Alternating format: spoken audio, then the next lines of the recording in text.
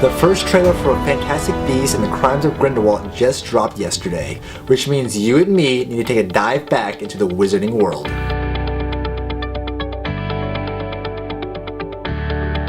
Hello everyone, I'm Isaac and this is Movie University. If you like what you see today, be sure to subscribe to the channel and follow me on Facebook and Instagram. And be sure to follow the Instagram page Harry Potter Cosplay Internationals, whose loyal fans have been very supportive of this YouTube channel. I have to say, I was extremely happy with what I saw in the trailer. It had so much more than what I had hoped for and returned back to the wizarding world. A feeling I didn't get from the first Fantastic Beasts. Judging from shots throughout the trailer, it looks like a big chunk of the movie is going to be set in Paris. If you're like me, that opening shot of Hogwarts sent chills running up and down your body. I really hope for the sake of nostalgia that the producers used the original model of Hogwarts for the Potter movies and didn't recreate it digitally. I saw the model with my wife in real life when we did the Warner Brothers tour in London, and it's absolutely massive in scale.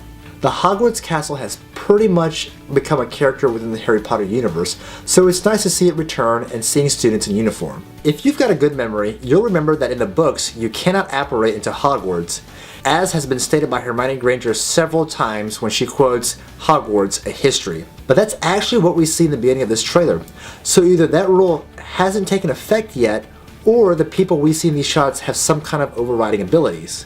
These people are probably from the Ministry of Magic, as the next shot is them speaking to Dumbledore about the whereabouts of Newts, and we see the familiar clothing of personnel from the Ministry of Magic. If you're like me, you've watched the Harry Potter movies over and over again, so to see a simple shot of students in windows is a great feeling. The next shot is of Grindelwald himself. He's standing in front of a crowd, and it looks like he's got quite the following.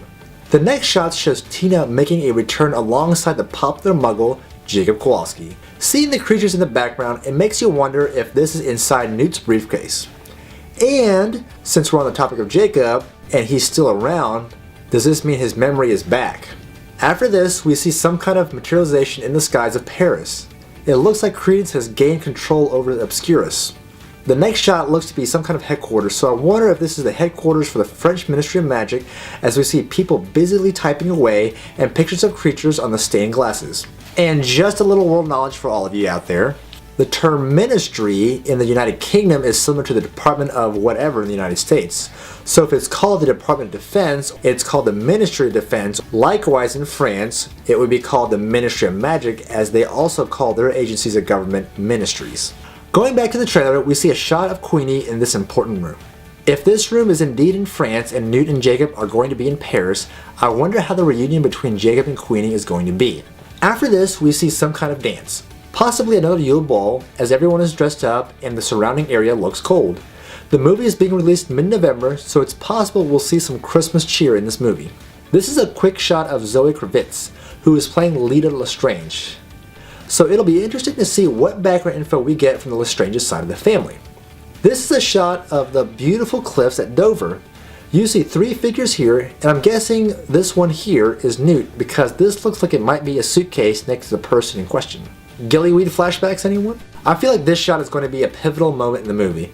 The slow movement of the camera, the darkness of the surrounding area on screen, the lonely figure looking at the wall with tons of text suggests this is going to give the audience a stunning revelation on screen when we see the final product. If you watch the trailer in 4K and zoom up on the writing, you can make out several names such as Lestrange. Judging from this one shot alone, and from everything we've seen from the previous Potter films and books, it makes you wonder if the Lestranges have always been up to no good in the wizarding world. The next shot shows a circus with what looks like a pissed off Credence destroying something in a tent. So maybe he's an act of the circus and unhappy about it. The next shot is of an explosion, and the way the editing is done, it makes it look like it's Tina and Newt running. But if you rewind and slow it down just a little bit, you'll notice that there is only one man in the explosion looking out while Tina and Newt are running away from within a building. After this, we see a captured Grindelwald in a stagecoach in New York. This is possibly a part in the film that picks up after Fantastic Beasts and where to find them when he is captured and locked up by American magical law enforcement. After this, we see Dumbledore tell Newt he needs his help. Has to be you. Should I tell you to abandon me and save yourself? You must do so. Kind of reminiscent of him telling Harry Potter he needs help. So I'm wondering if Dumbledore is using Newt like he did Harry. After that, we see Newt and his older brother, Thesis Commander, played by Callum Turner, putting on some kind of defensive charm in this cool synchronized shot. Anybody else catch that Deathly Hallows symbol at the end?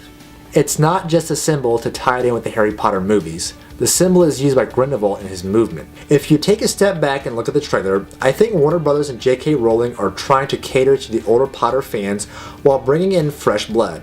We saw one of the old classrooms from Hogwarts itself, school uniforms, and Dumbledore played a large part in this trailer. If you were like me, you didn't care much for Fantastic Beasts and where to find them. It wasn't an awful movie, maybe a little boring, but it did not have the magical Harry Potter feel that we were yearning for since seeing the Deathly Hallows Part 2 back in 2011. On a side note, kudos to the editing and creative teams for coming up with that apparition animation for the text and logos. It definitely helped make the trailer feel all that much more magical. The cinematography and color palette are exactly the way I want the movie to look. From the looks of things, it looks like director David Yates and Rowling took note of some fans like me who were displeased with the way Fantastic Beasts turned out and returned to a look more aligning with the Harry Potter films. Let me know what you thought of the trailer in the comment section below, and be sure to subscribe on your way out. I'm Isaac, and this is Movie University.